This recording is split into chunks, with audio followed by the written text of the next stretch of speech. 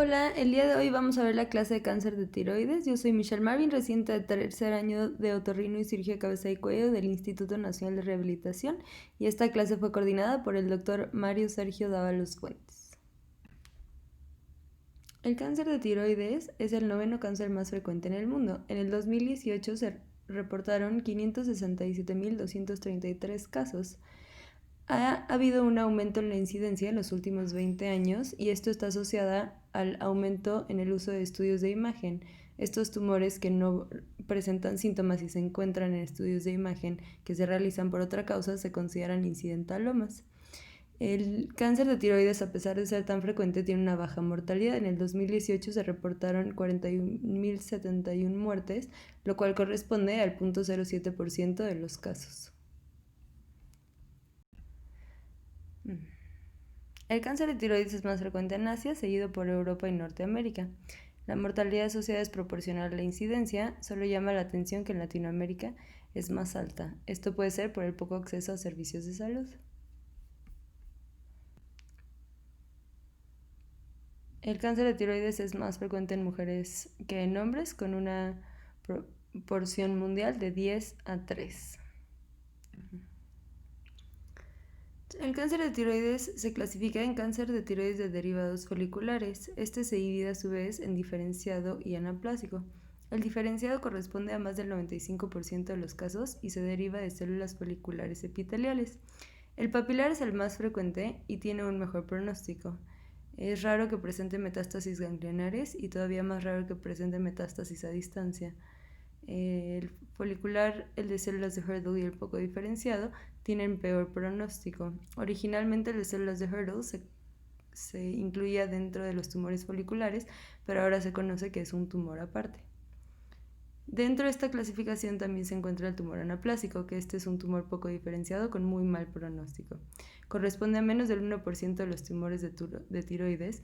Se presenta como un tumor cervical de crecimiento rápido, con síntomas de invasión local a la vía aerodigestiva. Presenta metástasis a distancia hasta en un 50% de los tumores en el momento de diagnóstico y tiene una mortalidad muy alta. El otro grupo de tumores que tenemos es el cáncer de tiroides neuroendocrino o de célula C. En este grupo tenemos el cáncer de tiroides medular. El 1 a 2% de los tumores de tiroides corresponden a estos tumores medulares. Se originan a partir de las células parafoliculares neuroendocrinas de la tiroides. Es un tumor que se presenta a edades más tardías, entre los 40 y los 60 años, y se asocia a adenopatías cervicales hasta en un 70% en el momento de presentación. La triada clásica de síntomas es un nódulo tiroideo acompañado de diarrea y eritema facial. Este tumor está asociado a los síndromes de neoplasias endocrinas múltiples. Otros tumores de tiroides que no tocaremos en la clase son el linfoma primario de tiroides, del cual se hablará en la clase de linfoma, y las metástasis a tiroides, que lo más frecuente es que sean metástasis de tumores de mama, colon, riñón o melanomas. Vamos a empezar con el cáncer papilar de tiroides, que es el más frecuente. El cáncer papilar de tiroides es el cáncer de tiroides más frecuente. Corresponde hasta un 90% de los casos de cáncer de tiroides. Es mucho más frecuente en mujeres, con una relación de 2.5:1, y se presenta alrededor de los 30 a 50 años. El factor de riesgo más importante y mejor descrito es el antecedente de exposición a radiación en la infancia.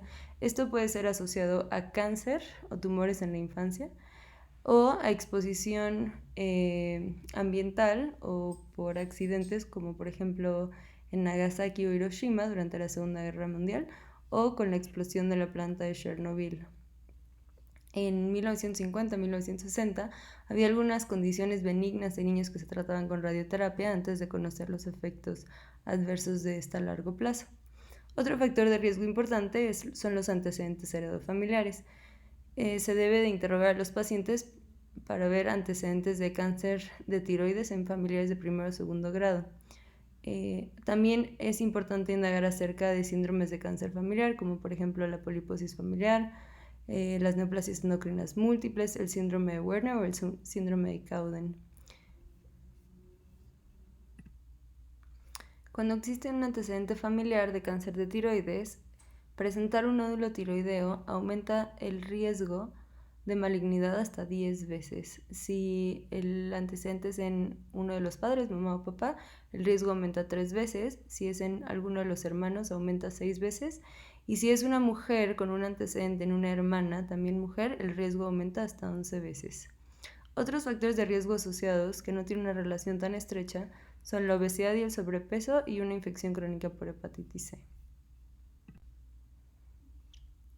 La presentación clínica del cáncer papilar de tiroides, por lo general, es un nódulo tiroideo. Este puede ser asintomático, se puede encontrar en algún estudio de imagen que haya tenido alguna otra indicación, o se puede presentar como un aumento de volumen en la región tiroidea, el cual el paciente percibe. Algunos otros datos asociados o algunos otros síntomas que sugieren malignidad de estos nódulos es que el nódulo tenga un crecimiento rápido, que esté fijo a planos profundos o que se asocie a síntomas aerodigestivos como por ejemplo disfonía, parálisis cordal o que presenta adenopatías cervicales. El diagnóstico se realiza a través de una biopsia por aspiración con aguja fina, como vimos en la clase de abordaje de nódulo tiroideo.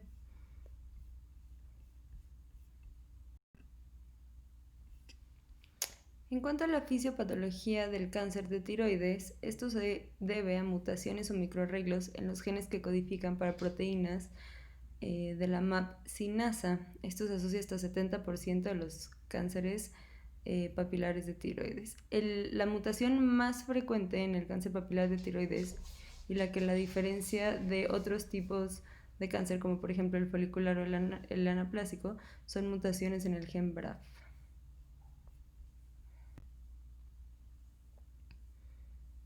En cuanto a la histología, el cáncer papilar de tiroides, en su forma clásica, se presenta como un tumor no encapsulado con partes quísticas.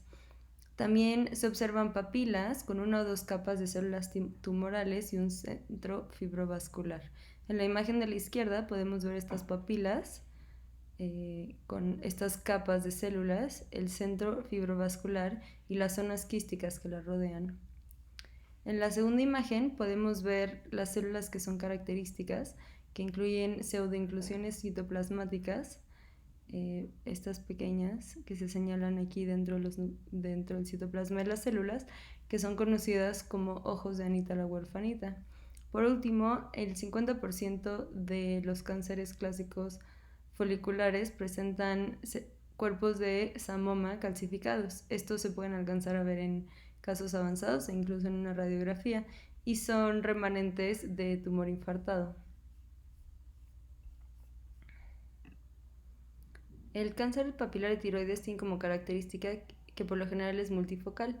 Puede haber varios focos de cáncer papilar de tiroides en el mismo lóbulo tiroideo. Esto se presenta en el 10 a 40% de los casos. Algunas variantes histológicas que vale la pena mencionar son la variante folicular, que esta es la variante más común y ha ido en aumento, se reporta en algunas series hasta el 23 al 40%.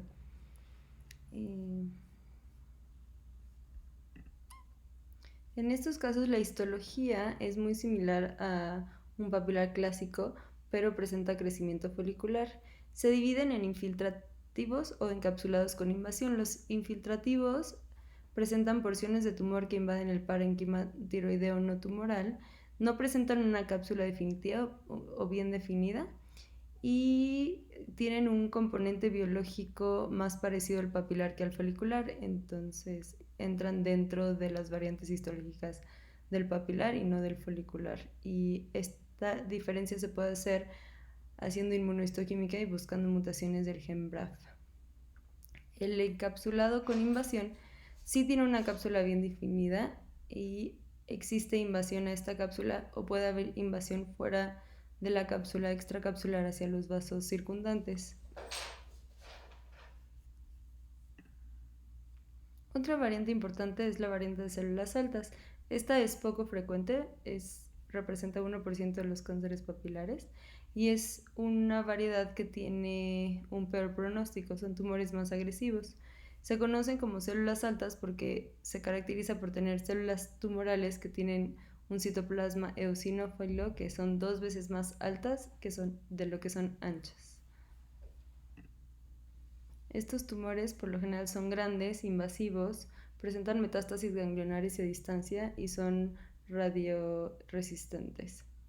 Otras variantes menos frecuentes son el insular, algunas pueden presentar células de Hurdle, el esclerosante difuso y la variante en forma de clavo. En cuanto a los factores pronósticos del cáncer papilar, tenemos la edad. La edad es un factor importante ya que la mortalidad aumenta progresivamente con la edad.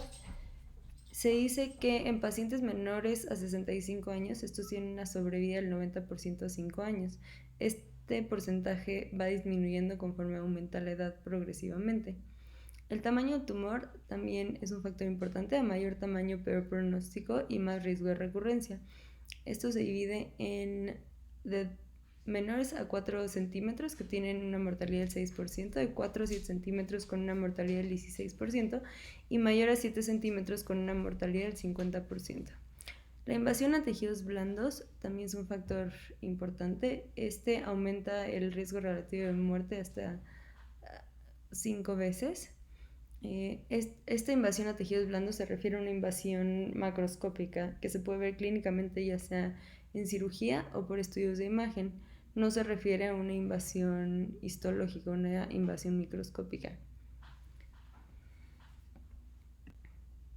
Otros factores importantes, como en cualquier tipo de cáncer, las metástasis a distancia, que en el cáncer papilar, a pesar de ser raras, sí se pueden llegar a presentar, especialmente en variantes histológicas, como por ejemplo el de células altas. Lo más frecuente es que hagan metástasis a pulmón y raro que presenten metástasis a cerebro. Incluso en pacientes que tienen metástasis a pulmón, se dice que si son pequeñas y resecables o tienen respuesta a radioyodo, los pacientes pueden tener una sobrevida hasta del 30 al 50%. En caso de presentar metástasis a cerebro, estas sí tienen muy mal pronóstico y todos los pacientes fallecen antes de un año de seguimiento. En cuanto a la histología, ya habíamos platicado de los subtipos y las variantes histológicas. Las más agresivas o las que tienen peor pronóstico son las de células altas, insular y las en forma de clavo. En cuanto a las características moleculares, esto es más nuevo. Ya habíamos platicado algunas mutaciones importantes. La más frecuente es la mutación de BRAF y cuando los tumores presentan esta mutación tienen mayor riesgo de recurrencia. La mutación TERT nos habla de pronóstico. Cuando está presente puede predecir la extensión extratiroidea, metástasis ganglionares y a distancia. Y cuando hay una mutación del factor de crecimiento vascular, este nos predice mayor riesgo de metástasis. Ahora vamos a hablar del cáncer folicular de tiroides. Este es el segundo más frecuente. Es menos frecuente que el papilar. Este representa el 12% de los tumores de tiroides. Es también más frecuente en mujeres que en hombres, con una relación de 3:1. Y se presenta en población más grande de 40 a 60 años. En cuanto a los factores de riesgo asociados, se ha encontrado una relación con la deficiencia de yodo, o más bien zonas que se caracterizan por tener una deficiencia de yodo. También se asocia a exposición a radiación en la infancia, antecedentes heredofamiliares y específicamente síndromes de cáncer familiar. La presentación clínica, igual que en el cáncer papilar de tiroides, es con un nódulo tiroideo. Este puede ser asintomático y ser un hallazgo incidental o puede presentar síntomas. Los factores de mal pronóstico son los mismos: que tenga un crecimiento rápido, que esté fijo a planos profundos o que presente síntomas asociados o adenopatías cervicales. En el cáncer folicular, es más frecuente que los pacientes presenten adenopatías cervicales. La incidencia varía del entre el 40 y el 80%, depende de las series, y es más frecuente en niños que en adultos.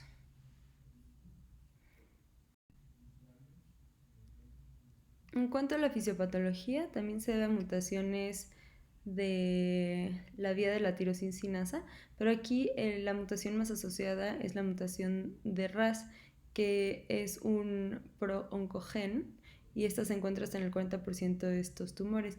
No es una mutación específica, también se puede encontrar en tumores poco diferenciados o en el anaplásico.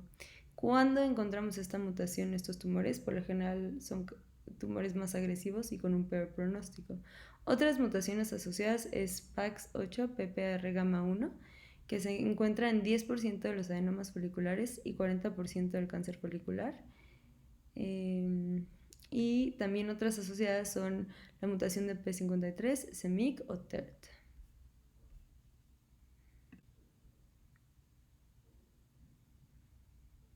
En cuanto a la histología, esta varía ampliamente desde un epitelio bien diferenciado con desarrollo folicular y coloide, que se asocia a un buen pronóstico, hasta un epitelio mal definido con ausencia de folículos, atipia nuclear, extensión vascular o extracapsular, que obviamente se asocia a un peor pronóstico. Para hacer la diferencia con el adenoma es importante o es fundamental ver toda la extensión del tumor para ver la extensión extracapsular o la invasión vascular. Es por ello que el diagnóstico de estos tumores se hace con la evaluación de la pieza quirúrgica. No se puede hacer con una biopsia por aspiración fina. La biopsia por aspiración fina nos sugiere o nos orienta a una probable neoplasia folicular, pero hasta no tener la pieza completa no se puede hacer el diagnóstico de cáncer. Estos tumores se dividen en cáncer folicular mínimamente invasivo. Se caracteriza por una invasión de la cápsula mínima sin invasión vascular.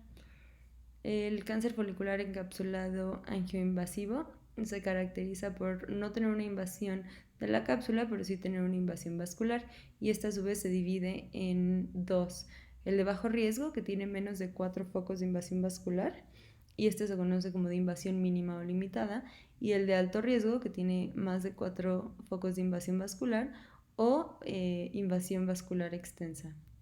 Y por último, el cáncer folicular muy invasivo, que como su nombre lo dice, tiene una invasión importante tanto de extracapsular, del estroma glandular o tejido extraglandular, y tiene una invasión vascular extensa.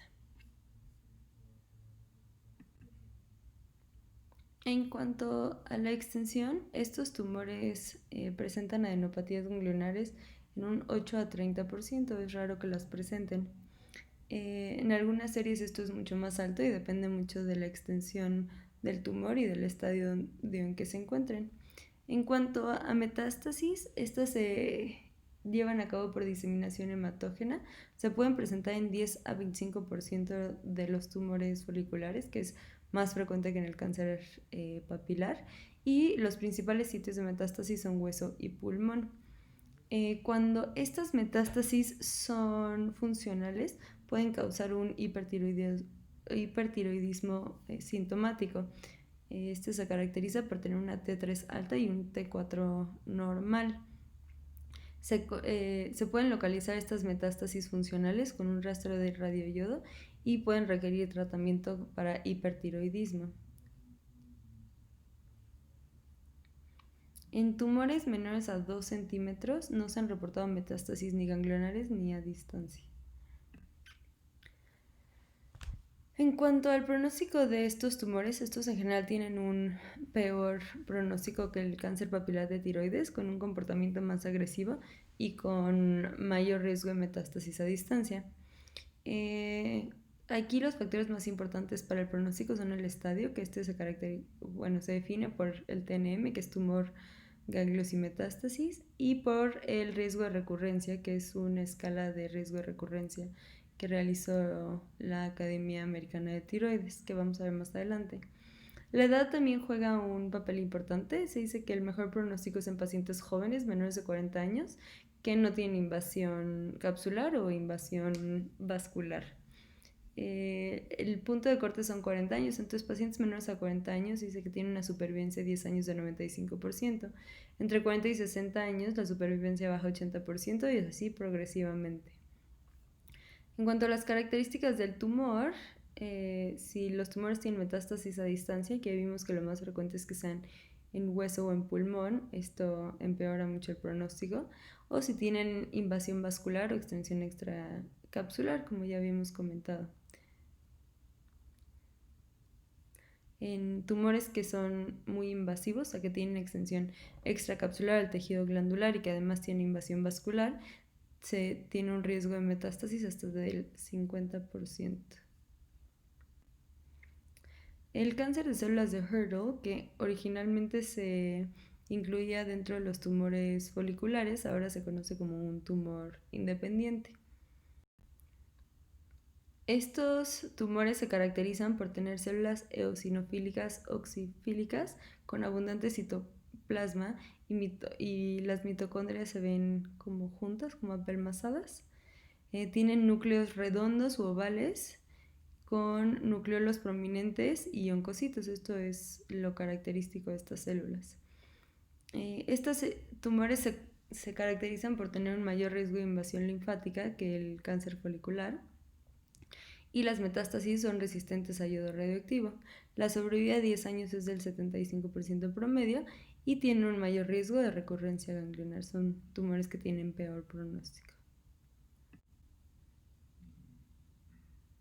En esta imagen podemos ver un PET con fluorodeoxiglucosa en un paciente con un tumor de células de Hurdle posoperado de tiroidectomía. Del lado derecho vemos el posoperatorio inmediato, en donde el paciente no tenía captación del radiofármaco, y del lado izquierdo vemos un estudio que le realizaron 6 meses después, en donde encontramos captación anormal a nivel del cuello del lado izquierdo, mediastino y pulmón del lado derecho.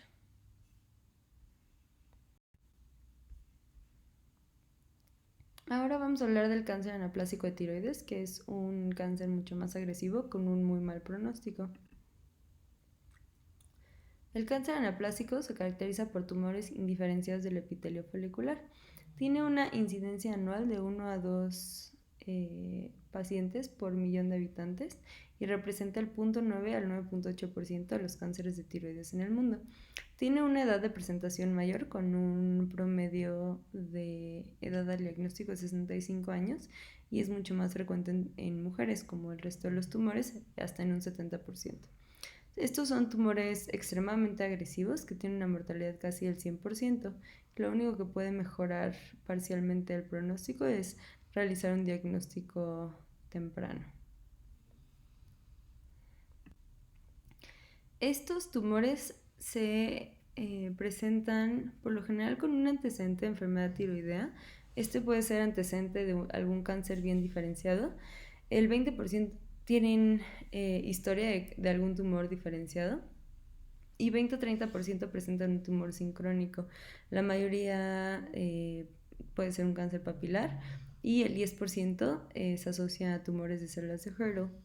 Las mutaciones asociadas en estos casos, en este caso es la mutación de BRAF y RAS, mutación de P53 y 16P.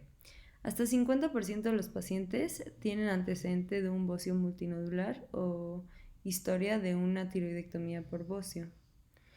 Estos tumores se presentan como tumores en cuello de crecimiento rápido en la línea media, de forma bilateral y asimétrica. Hasta en un 85% de los casos pueden presentar dolor cervical y también se caracterizan por invasión aerodigestiva rápida. Los pacientes presentan disnea 35% de los casos, disfagia 30% y disfonía 25%. Otros síntomas asociados pueden ser tos o hemoptisis por la misma invasión aerodigestiva, invasión a vasos. Otros síntomas, por lo general asociados a metástasis, pueden ser dolor torácico, dolor óseo, cefalea, dolor abdominal y síntomas neurológicos como confusión o desorientación. También estos pacientes pueden presentar síntomas constitucionales como anorexia, pérdida de peso o fatiga, que se caracteriza por presentarse en tumores ya tardíos. En cuanto a la exploración física, por lo general podemos encontrar un aumento de volumen en región tiroidea de forma bilateral y asimétrico. Se palpa como un tumor pétreo irregular. Este puede ser doloroso, difícil de definir los bordes. El tumor puede presentar zonas fluctuantes que por lo general corresponden a zonas necrosadas, como el tumor tiene un crecimiento tan rápido, puede presentar zonas de necrosis o incluso de infección. Estos tumores se pueden extender a estructuras adyacentes y no moverse, estar completamente fijos. La mayoría miden más de 5 centímetros al diagnóstico y la piel alrededor del tumor o sobre el tumor puede estar eritematosa o ulcerada. 50% de estos pacientes en el momento en el que llegan al consultorio ya presentan ganglios cervicales, entonces es importante palpar tanto compartimento central como laterales. Otros síntomas, más bien otros hallazgos durante la exploración física que podemos encontrar es la presencia de estridor por la invasión aerodigestiva. Hay que valorar si el paciente necesita algún manejo rápido de la vía aérea, desviación o desplazamiento traqueal, parálisis cordal. Para esto se requiere hacer algún estudio como una laringoscopía directa, indirecta o una nasofaringolaringoscopía. Estos pacientes también por el mismo tumor, efecto de masa compresivo, pueden presentarse con un síndrome de vena cava superior o con un crecimiento retroesternal. En cuanto al abordaje de estos tumores, se deben hacer estudios de laboratorio en estos pacientes. En cuanto a las pruebas de función tiroidea, por lo general la TSH y las hormonas tiroideas se encuentran dentro de parámetros normales. Estos pacientes pueden presentar alteraciones en estas pruebas compatibles con hipertiroidismo y esto puede ser por el crecimiento rápido del tumor o por destrucción del tejido glandular. También podemos encontrar una tiroglobulina elevada. Esto por lo general se debe a una secreción por un tumor sincrónico más que por el tumor primario anaplásico.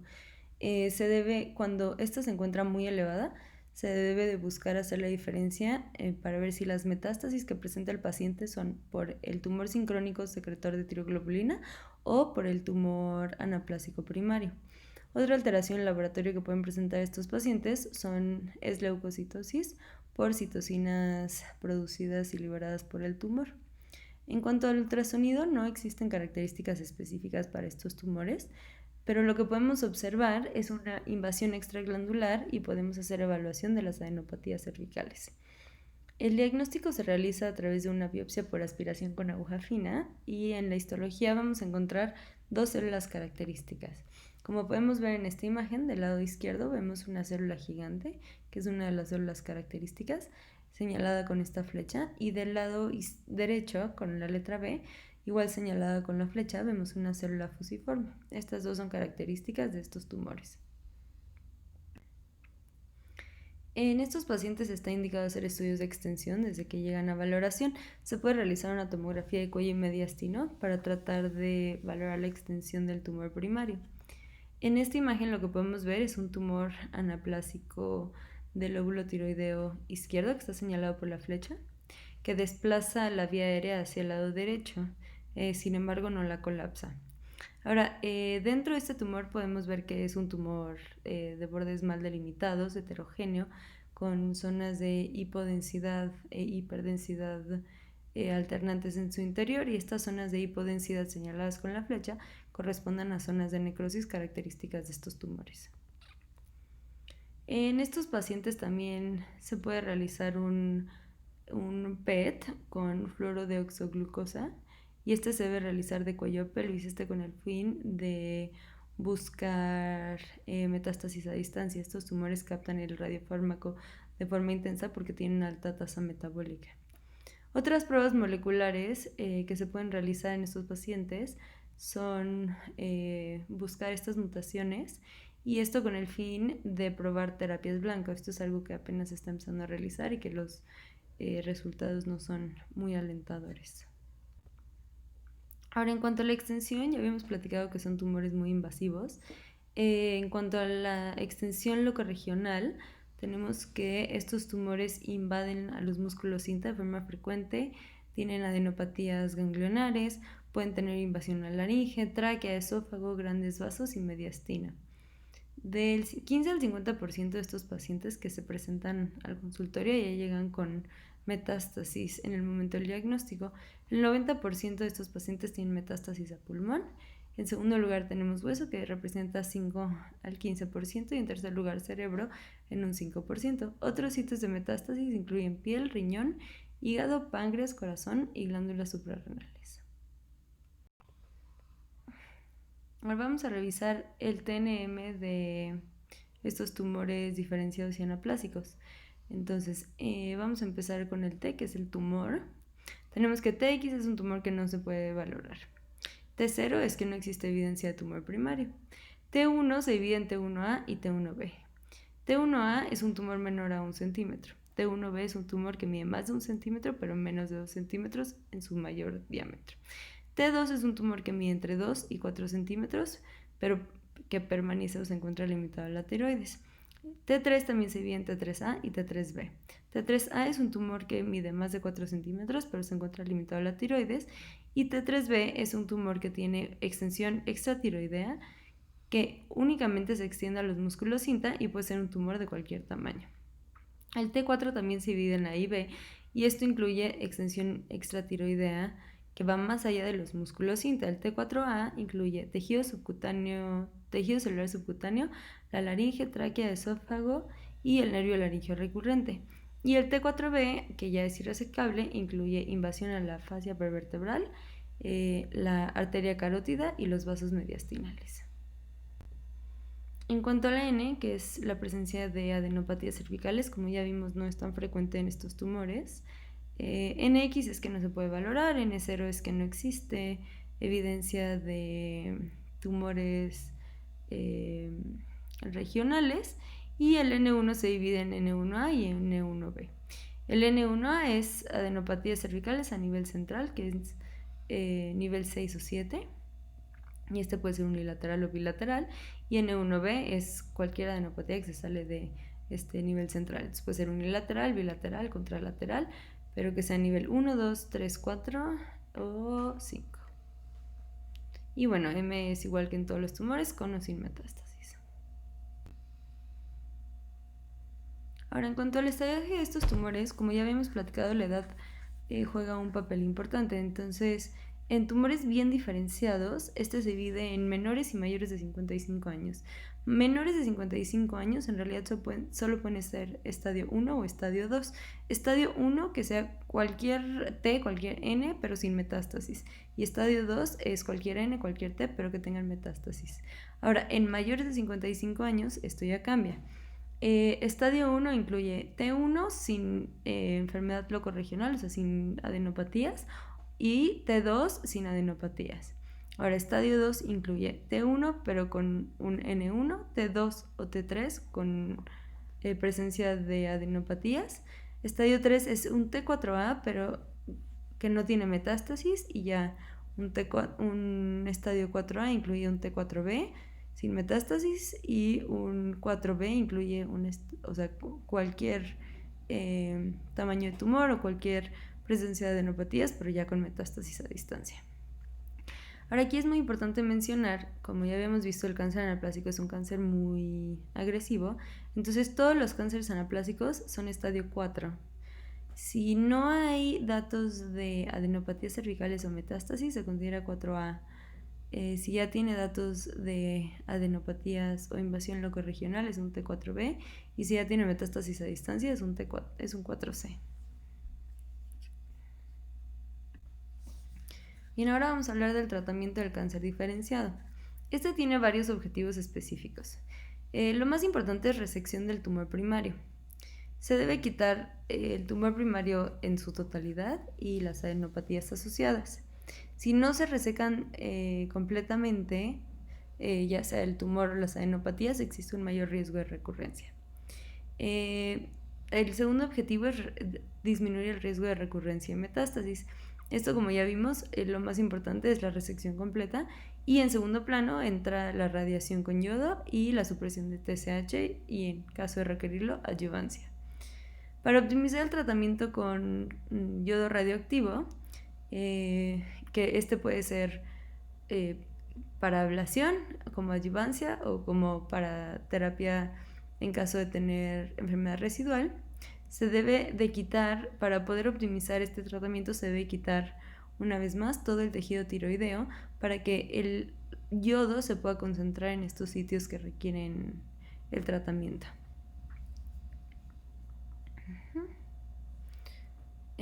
Otro de los objetivos importantes del tratamiento es establecer el estadiaje, que ya vimos que se puede establecer después del tratamiento o después de la cirugía, y establecer el riesgo de recurrencia, que como vamos a ver más adelante está definido por algunos factores descritos por la ATA. En estos pacientes se requiere tener acceso a vigilancia a largo plazo y se debe de buscar disminuir la morbilidad asociada al tratamiento. Esto depende de la extensión quirúrgica del tumor y de la experiencia del cirujano y la capacidad de reconstrucción. Ok, entonces en cuanto al tratamiento del cáncer diferenciado, la piedra angular es la cirugía. Esta puede ser una lobectomía con istmo o una tiroidectomía total. Ahora, la lobectomía está indicada en tumores que miden menos de 1 centímetro sin extensión extratiroidea y que no tienen adenopatías cervicales. También puede estar indicada en tumores que miden 1 a 4 centímetros, pero que no tienen extensión extranodal y que no tienen adenopatías, aunque pues aquí aumenta el riesgo de recurrencia. En caso de hacer una lobectomía con istmo, esto está indicado en pacientes que tienen microcarcinoma papilar multifocal, pero que tienen menos de 5 focos. Ahora, esto es difícil de saberlo antes de la cirugía. Y por último, la tiroidectomía total está indicada en tumores que tienen, que son de 1 a 4 centímetros, sin extensión extranodal y que no tienen adenopatías, donde se puede hacer una lobectomía o una tiroidectomía total, dependiendo pues, de las características del paciente, del riesgo de recurrencia y de la preferencia del cirujano y de la capacidad que se tenga de darle seguimiento. Tumores mayores a 4 centímetros o que tengan extensión extratiroidea o que tengan metástasis ganglionares, está indicada una tiroidectomía total. Microcarcinoma papilar multifocal con más de 5 focos o antecedentes personales patológicos de radiación en la infancia, independientemente del tamaño del tumor.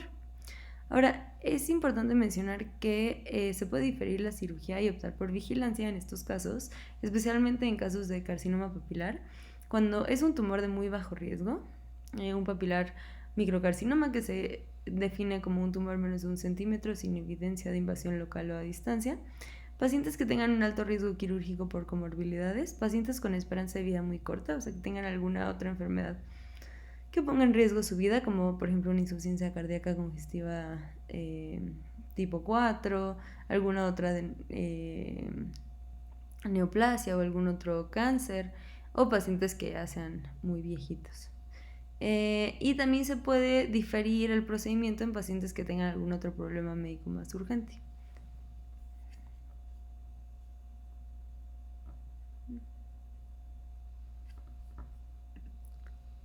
Ahora, la reposición de hormonas tiroideas posoperatoria, esta está indicada no en todos los casos. Por ejemplo, cuando se realiza una lobectomía, se debe realizar una TSH a las 6 semanas y dependiendo de los resultados, se debe decidir si se va o no iniciar suplementación con hormonas tiroideas. En caso de una tiroidectomía total, se debe de iniciar inmediatamente la sustitución hormonal a una dosis de 1.6 a 2 microgramos por kilo por día y se debe repetir la TSH a las 6 semanas para ver la respuesta al tratamiento. Ahora, en pacientes en quienes se realiza tiroidectomía total pero que van a requerir tratamiento con yodo radioactivo o yodo 131, esta se debe de suspender hasta que la TSH alcance un nivel de 30. Ahora, se debe de tomar niveles de tiroglobulina postoperatorios y estos, en caso de una lobectomía, se espera que estén por debajo de 30 nanogramos y en caso de una tiroidectomía total se espera que estén por debajo de 5. Si se encuentra más alto de estos niveles, podemos pensar que existe enfermedad residual y está indicado hacer un ultrasonido de cuello, que lo más frecuente es que exista enfermedad residual ganglionar, y si no se localiza se puede realizar un PET. Entonces, en cuanto a la disección ganglionar, el nivel 6 está indicado de forma terapéutica si estos están invadidos, ya sea por imagen o clínicamente durante el transoperatorio.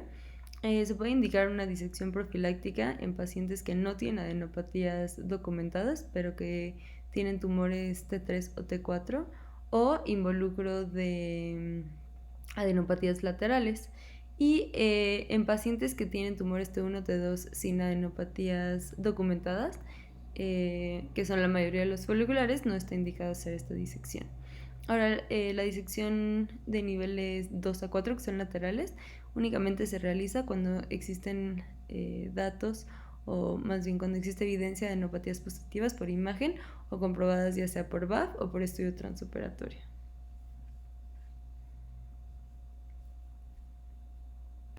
Ahora, esta tabla que tenemos aquí es un sistema de estratificación de riesgo que realizó la Academia Americana de Tiroides para estimar el riesgo de enfermedad recurrente o persistente.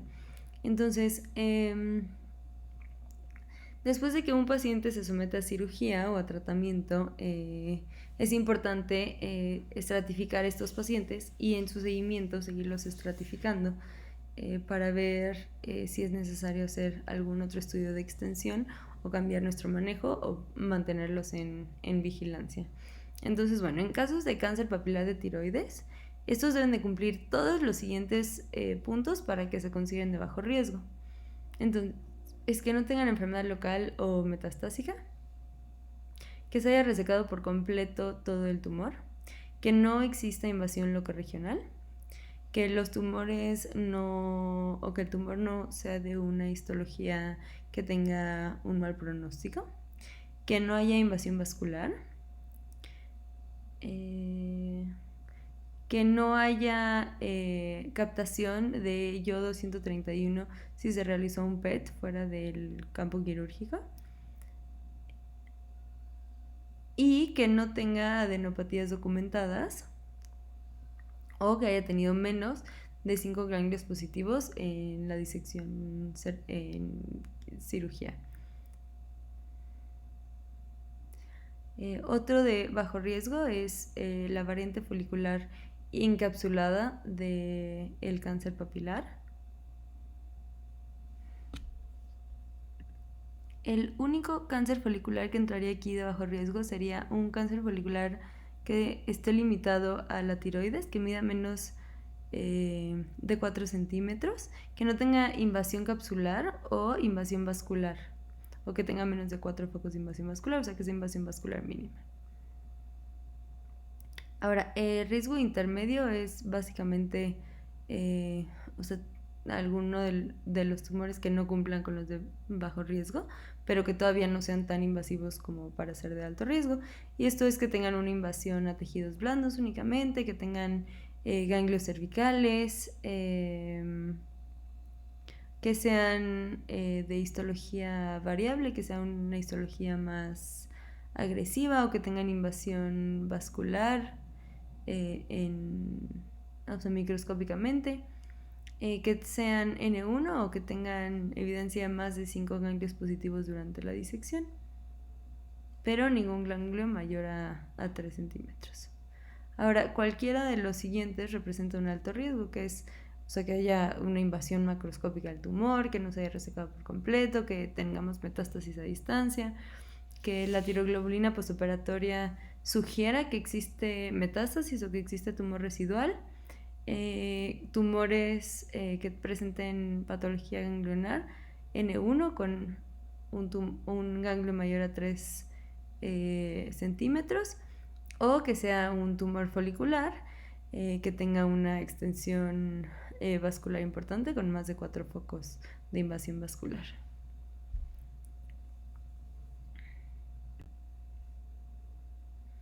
Ahora, siguiendo con el tratamiento del cáncer diferenciado, tenemos 2 puntos importantes. La supresión tiroidea, que es un tratamiento que se utiliza para prevenir el hipotiroidismo y disminuir la estimulación del crecimiento tumoral por TSH. Ahora es importante mencionar que este tratamiento de supresión de TSH a largo plazo puede tener efectos adversos, como por ejemplo una menopausia temprana, que los pacientes presenten eventos de taquicardia, osteopenia o fibrilación auricular. Ahora, una vez mencionado eso, es importante decir que, bueno, si son tumores de bajo riesgo, tienen tiroglobulina detectable y se les hizo tiroidectomía total, entonces se debe mantener la TSH suprimida, que eso es de 0.1 a 0.5 miliunidades por litro. Ahora, si la tiroglobulina está indetectable y al paciente se le hizo lobectomía, entonces podemos ser un poco más permisivos, dejando que la TSH se encuentre entre 0.5 y 2. Si es un paciente a riesgo intermedio o riesgo alto, la TSH debe estar suprimida entre 0.1 y 0.5. Ahora, en cuanto al radioyodo, este también, se administra en pacientes posoperados y esto puede ser la indicación para ablación de tejido residual, para adyuvancia de enfermedad micrometastásica, dependiendo de los resultados de patología, o para tratar enfermedad residual. Y también depende del riesgo que ya platicamos según la ATA. Entonces, si son pacientes o tumores de riesgo bajo, no se administra radioyodo. Si tienen un riesgo intermedio, estos son pacientes que tienen adenopatías cervicales, invasión vascular o histología desfavorable, como por ejemplo células altas o insular, se debe de aplicar. O en caso de tumores de riesgo alto, si tienen metástasis a distancia, invasión macroscópica o no se realiza una resección completa, se debe administrar también radioyodo.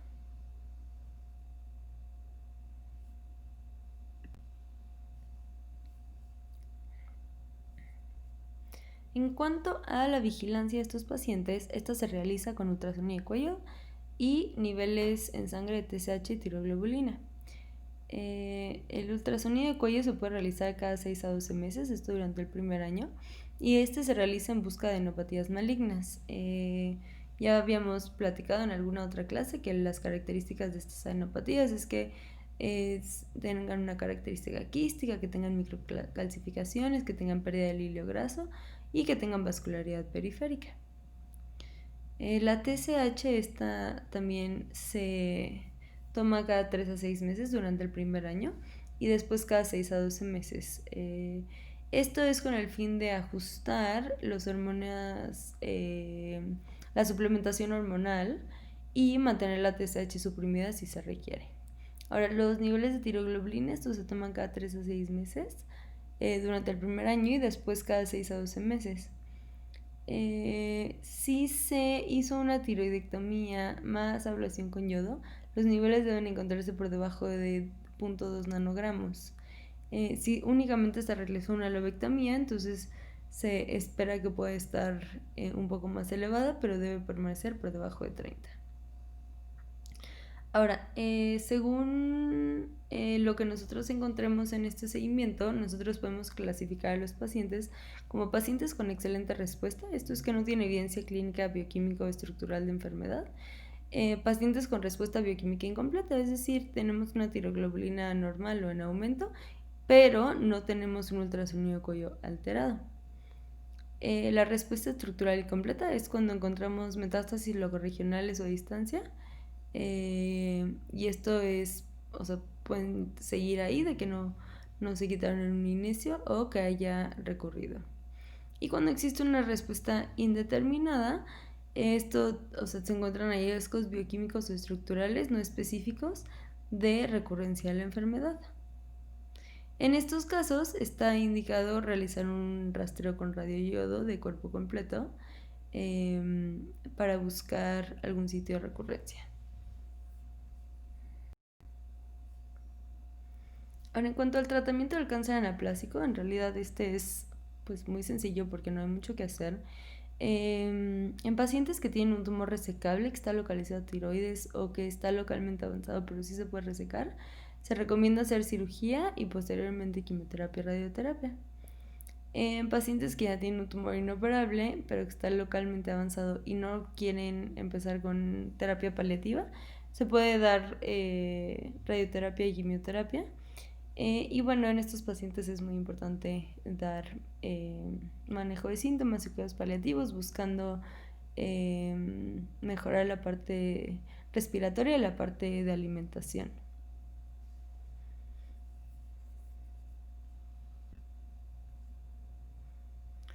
Por último, vamos a hablar del cáncer medular de tiroides. El cáncer medular de tiroides son tumores neuroendocrinos de células parafoliculares o células C. Estos representan el 1 o 2% de los tumores de tiroides, son muy raros. Se caracterizan por tener una producción de calcitonina por el tipo de células del que derivan. 25% de ellos se asocian a neoplasias endocrinas múltiples al síndrome de neoplasia endocrina múltiple tipo 2.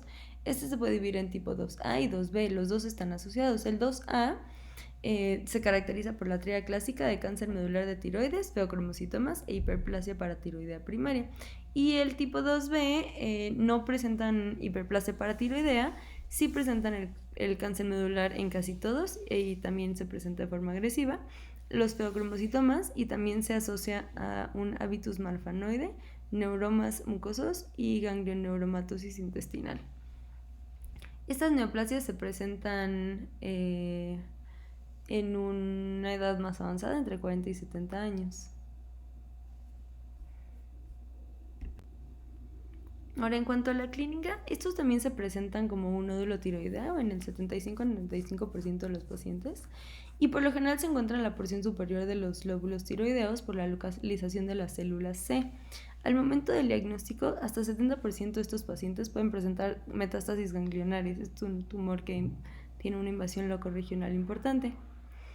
También pueden presentar síntomas de compresión aerodigestivas en un 15%, caracterizado por disfagia y disfonía, y algunos pueden presentar síntomas sistémicos, esto principalmente asociado a la secreción hormonal que presentan estos pacientes, específicamente la calcitonina.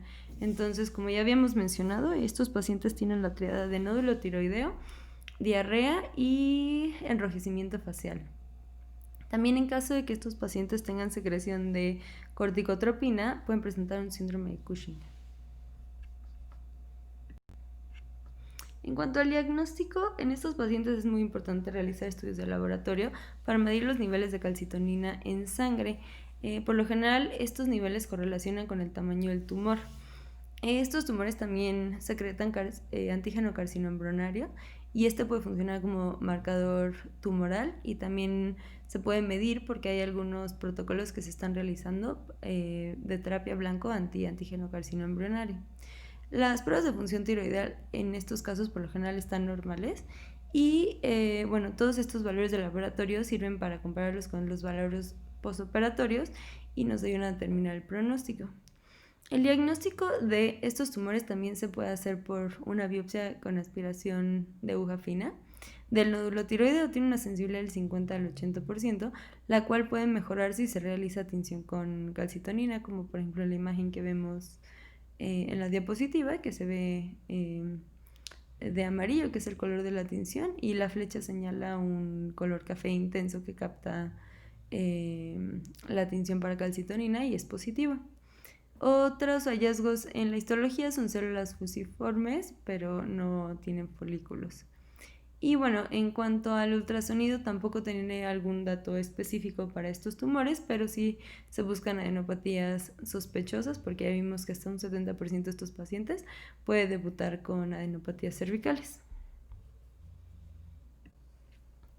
En cuanto a los estudios de extensión como tomografía y resonancia magnética, estos únicamente se realizan en caso de tener un ultrasonido positivo o una calcitonina mayor a 500, que es muy alta. En cuanto a la evaluación genética, en estos pacientes, por la asociación que existe con el síndrome de neoplasia endocrina múltiple, se deben de buscar mutaciones en el gen RET. Esto se presenta en 6 a 7% de los tumores medulares que tienen mutaciones germinales. Hasta un 60% pueden tener mutaciones somáticas. Las mutaciones somáticas son aquellas que únicamente se presentan en el tumor, pero no se encuentran a nivel sistémico. Cuando encontramos estas mutaciones a nivel somático, o sea, en el tumor, estos se asocian a una enfermedad más agresiva, y estos pacientes pueden ser candidatos a terapia blanco. Ahora, cuando tenemos estos tumores y tenemos niveles de calcitonina muy altos o tenemos mutaciones de RET positivas, se deben de buscar tumores asociados. En caso de un feocromocitoma se pueden realizar metanefrinas séricas.